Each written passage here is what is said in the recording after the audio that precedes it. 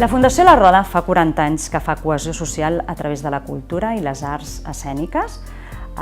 Estem treballant en xarxa amb vora 70 entitats infantils i juvenils, en barris especialment vulnerables en 35 municipis d'arreu de Catalunya.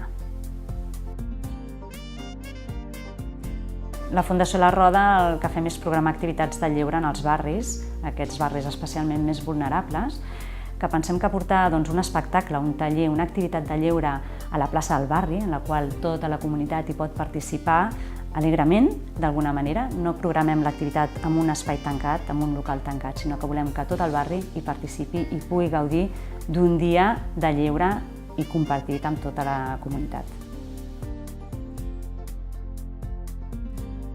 Un dels projectes estrelles de la Fundació La Roda és el projecte Actuem, que és de teatre social.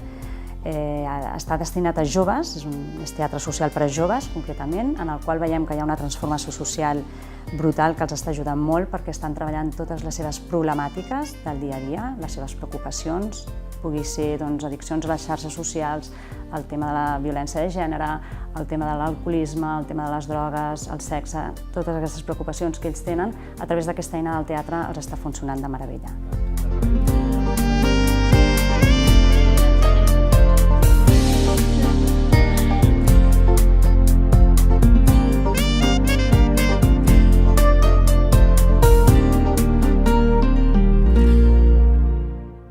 Nosaltres venim de l'Associació UNESCO per al Diàleg Interreligiós, que es coneix com a UDIR.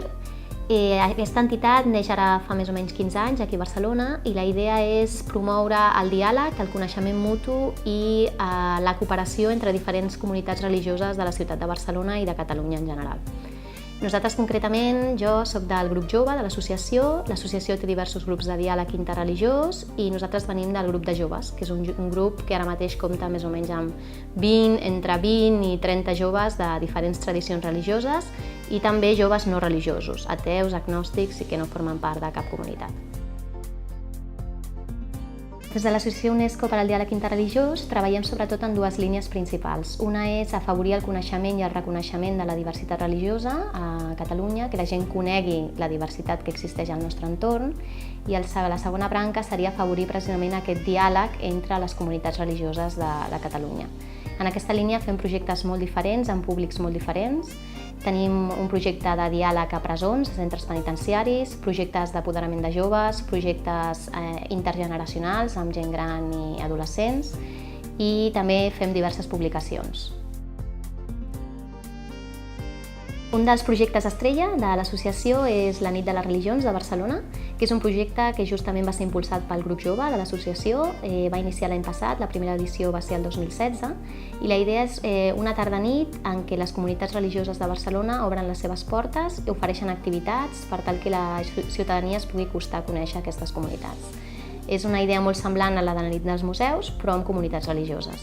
Aquest any va ser la segona edició i va moure aproximadament unes 1.500 persones.